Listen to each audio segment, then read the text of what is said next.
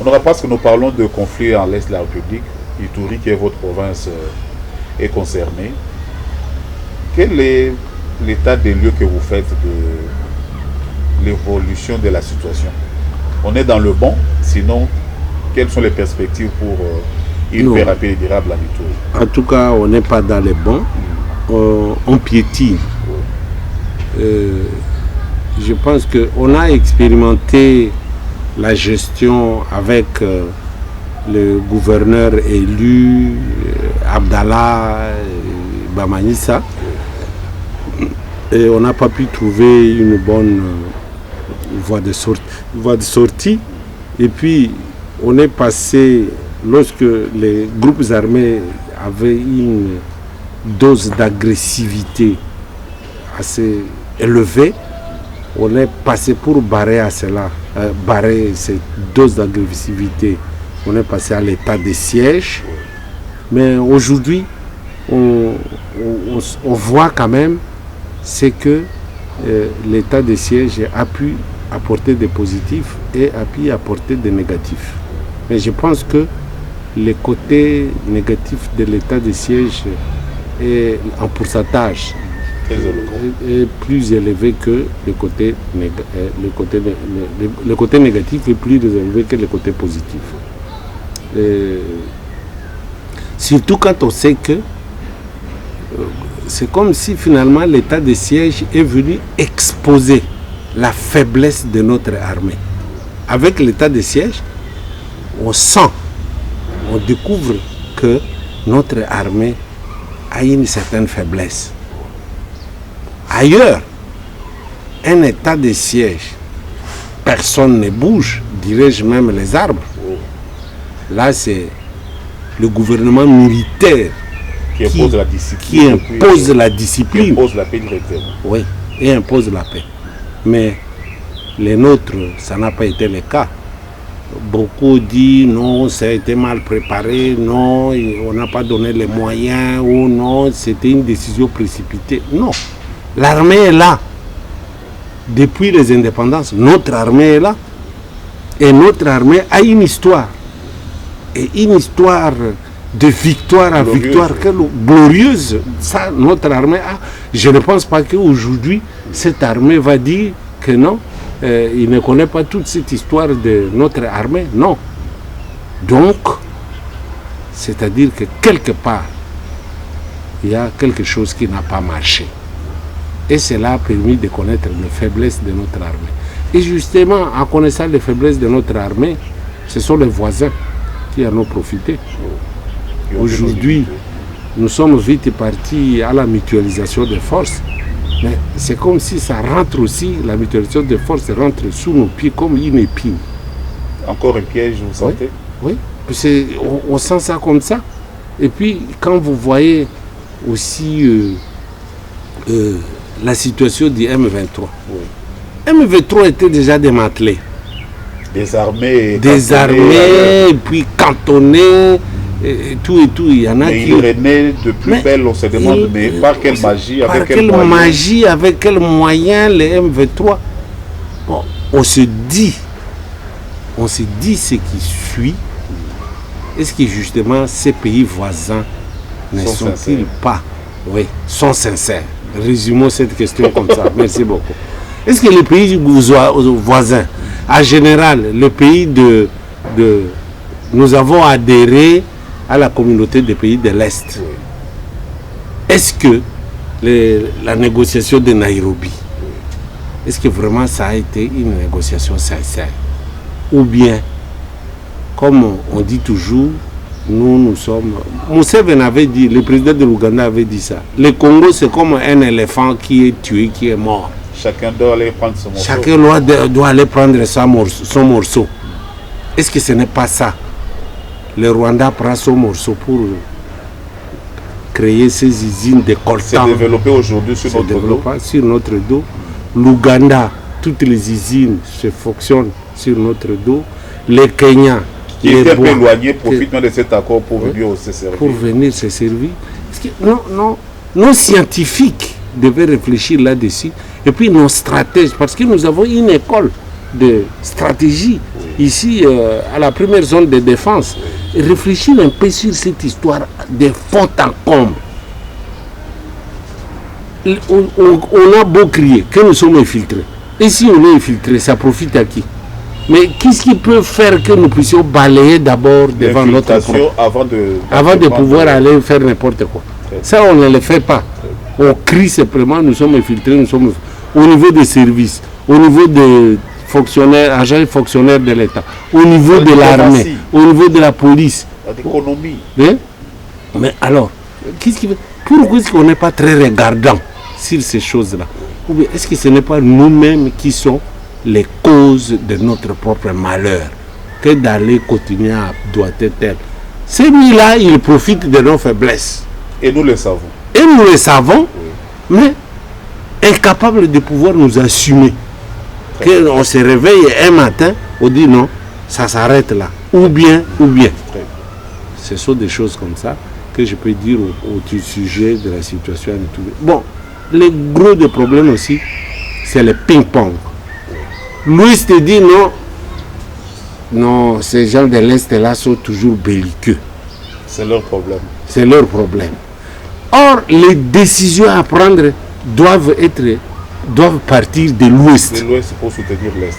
Pour soutenir l'Est. Toutes les décisions d'État, leur siège se trouve à l'Ouest. Oui. Mais pourquoi l'Ouest doit accuser l'Est? C'est comme un corps qui accuse une autre partie malade. Ah, voilà. Alors que... Non, c'est toi, ma jambe qui est malade. Et je ne te soigne pas. Alors que la logique voudrait que la solidarité joue pour que toutes les communautés s'unissent autour du problème et autour de la solution. Oui, il y a un ami qui disait la paix n'a pas de genre, la paix n'a pas de sexe, la paix n'a pas de tribu, la paix n'a pas de religion. La paix c'est la paix est la paix. Pour tout le monde. Pour tout le monde. Si l'Ouest croit que ça concerne l'Est. Mais les conséquences sont partagées. Oui. La paix n'a pas de sexe, ni religion, ni genre, n'a pas de taille. Que non, il y a une grande paix, il y a une petite paix. Non, il n'y en a pas. Alors, par conséquent, en tout cas, il faut que l'on puisse se mettre ensemble pour... Je vais militer aujourd'hui pour la paix en Ituri. Mais si cette paix-là, je ne suis pas soutenu au niveau, par exemple, de Kinshasa ici, je ne ferai rien. Oui, ça sera difficile. Nous avons parlé de l'exploitation minière, qui peut être une de solutions à ces conflits qui perdurent, qui peut désintéresser les acteurs. Les acteurs. Alors, la décision ne peut être prise que dans ces bureaux qui se trouvent ici à Kinshasa. Merci beaucoup, honorable. Nous profitons de cette occasion pour vous féliciter. Ça n'a pas été facile, ou ça n'a pas été comme pour certains de vos collègues en politique qui, vous le voyez à l'auditoire, à 10h et à 11h et à 17h, il a un titre. Nous vous avons suivi nous-mêmes depuis plus de 7 ans, où vous êtes engagé à reprendre vos études. Et tout récemment, vous avez été collé comme docteur. Et nous vous présentons vraiment toutes les félicitations de notre chaîne. Merci. Pouvez-vous peut-être, pour ceux qui nous suivent, dire si ça a été facile et quel est le conseil que vous donnez à tous ceux qui croient que c'est impossible de relever les défis que vous avez relevés? Merci beaucoup de cette question. Bon, là, je dirais que nous sommes en train de faire un coq à l'âne. Oui. Nous étions en train de survoler un peu les actualités brûlantes politiques de l'heure. Oui. Nous avons parlé du parti, nous avons parlé des Sokimo, nous avons parlé de l'état des sièges et de la situation sécuritaire aujourd'hui à Ituri. Bon, tout de suite, vous vous me ramenez à ces problèmes de doctorat. Je croyais plutôt, peut-être, vous alliez me poser la question en rapport avec les élections de 2023. Quelle configuration pensez-vous être? Et là, je vous dirais en passant que les gens sont en train de s'organiser, les Congolais.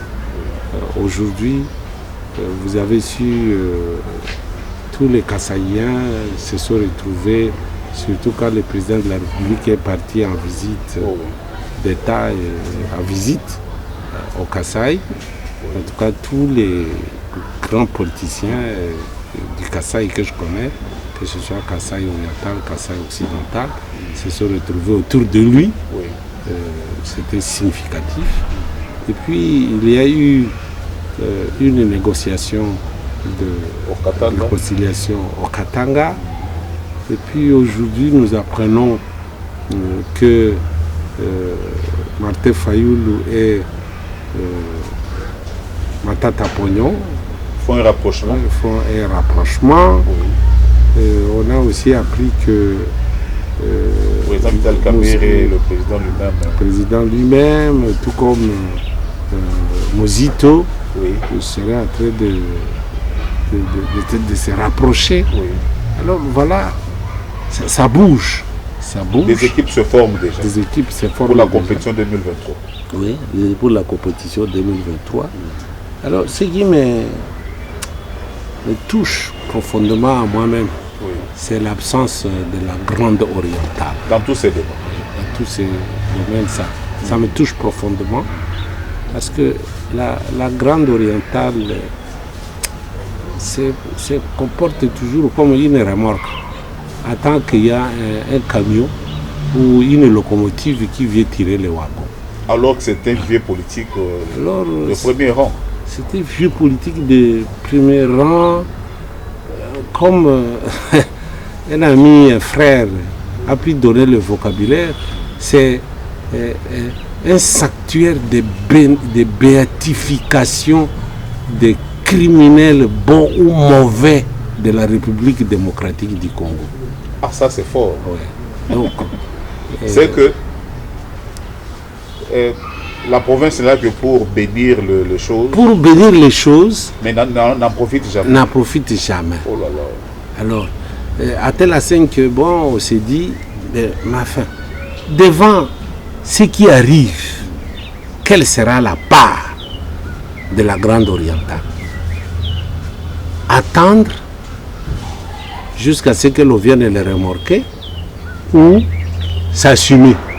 Mais est-ce que vous ne pouvez pas... Est-ce qu'il y a une dynamique qui s'organise aujourd'hui pour ce réveil-là? Je ne sais pas encore. Oui. Je ne sais pas encore.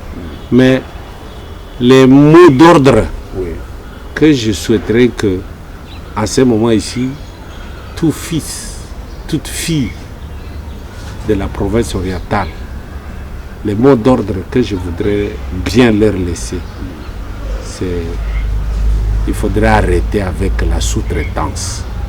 Ça veut dire, la sous-traitance politique, ça veut dire... C'est-à-dire... Vous servez les causes des autres. On sert les causes des autres. Sans servir sa propre cause, sans se retrouver comme... Allez-y au palais du peuple là-bas. Vous trouvez sur le mur tous les présidents, les effigies, les photos de présidents depuis que le Parlement a commencé jusqu'à là. Il n'y a jamais eu aucun fils de la Grande Orientale. C'est grave ça. Allez à la primature, vous allez voir sur le mur tous les premiers ministres qui se sont succédés. Vous allez trouver le général Likouli. 17 jours comme Premier ministre. Comme Premier ministre pendant 17 jours avant que Mobutu ne puisse s'en aller. Dans un contexte politique aussi très compliqué. Mais pendant tout ce temps, on n'a jamais songé à eux. On n'a jamais songé à la province orientale. Alors, je pense que les millions d'électeurs de la province orientale qui sont là, qui votent toujours pour tel ou tel autre, moi je pense que les fils et filles de la province orientale devrait cette fois-ci prendre conscience que à qui nous devons confier nos voix. Et pour quelle retombée? Pour quelle retombée? Voilà, vous avez compris. Je pensais que c'est cette question-là que vous allez poser, mais heureusement, vous comprenez bien, vous aurez aussi, comme en tant que journaliste d'investigation, voir qui de la province orientale vous allez rencontrer pour qu'il essaye un peu de pouvoir décortiquer cet aspect, le dernier aspect ici. Alors, vous passez de ces choses-là au problème de doctorat. Moi, ce n'était pas par aventure. Moi, j'aime lire. Et je n'aime pas seulement lire pour moi. Moi, j'aime lire pour que je partage avec les autres. Et en lisant, je suis tombé sur un certain nombre de romans de professeur Goubarika, Ouamoudi Wamba Vadela. Il est professeur aussi à l'IPN. En tout cas, il a une belle écriture, structure de la phrase, propriété de la langue. Ça m'a frappé. Donc, je me suis dit, pourquoi je ne pouvais pas décrypter, décortiquer tous ces romans, pour voir comment il en arrive à ces niveaux-là. C'est ça ce qui m'a intéressé. Et peut-être sur ces modèles-là, en présentant cela au public, ça peut susciter, inspirer de jeunes gens à les lire. Et comme on apprend toujours à s'inspirer des autres, et comme ça, aujourd'hui, la culture d'écrire des romans, pratiquement, a disparu. La culture d'écrire des poèmes, ça a disparu. Mais on s'est dit, bon, non, notre langue officielle c'est français, nos langues nationales plutôt c'est Lingala, Chiluba, Kiswahili et Kikongo. Mais vous ne trouvez ni une littérature grandissante, prospère en français, comme à ses débuts avec l'université de Lubumbashi, qui a produit les Ngales, les Moudimbe, etc. Non. Aujourd'hui, vous ne trouvez presque pas cette émulation, ces chocs d'idées, cet échange qui soutient les culturels, la conscience. Oui, les modèles, on ne trouve pas. Et c'est plutôt Zamenga qui a porté ça très très très loin, en nous donnant des sujets que nous vivons au quotidien, nos propres sujets, nos propres préoccupations, nos vies au quotidien. Ça c'est Zamenga. C'est pour cela qu'il est lui-même à l'école primaire partout. Mais est-ce qu'il y a eu une suite? Je ne pense pas. Ou alors à moins que ma curiosité ne puisse pas encore tomber sur tel aspect des choses. Bon, je trouve à 2016-2017 un professeur d'université qui quand même est en train de faire des choses extraordinaires. C'est Prosper Goubarika Ouamoudi Wamba Vadela. Alors je me suis dit, je vais m'intéresser à cela. Voilà un peu ce que je fais. J'ai pris 5 de ces romans. J'ai vu comment il compose, il organise sa pensée pour que ça fasse un roman.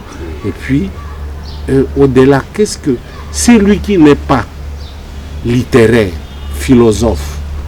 Il est par exemple économiste, il est historien, il est sociologue, il est théologien. Qu'est-ce qu'il peut tirer de tout cela? C'est ça, ce que j'ai pu donner comme donc composition et portée de l'œuvre romanesque de Prosper Goubarika Ouamoudi Wamba Vadela.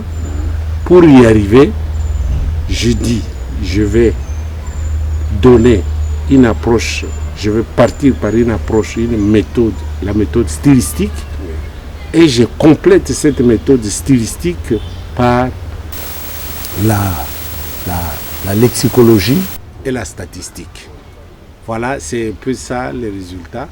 Bon, aujourd'hui, on a défendu cette thèse-là et puis ça a quand même été apprécié, je l'espère, à juste valeur. On est en train de recevoir des félicitations par-ci par-là. Et bon, nous n'allons pas nous arrêter là, nous devons continuer. Moi, je pense que c'est un peu ça, ce que peut-être vous voulez que je puisse dire à ce sujet. Merci beaucoup, honorable. On sait que vous y avez fait une distinction et c'est par là que nous clôturons notre interview d'aujourd'hui. Nous vous sommes infiniment reconnaissants pour avoir accepté cette invitation et nous souhaitons que vous soyez disposés à nous recevoir chaque fois que l'actualité le recommandera de venir requérir aussi vos vues sur des questions qui préoccupent nos téléspectateurs. La porte est ouverte. Merci beaucoup, honorable. En tout cas, merci. D'accord.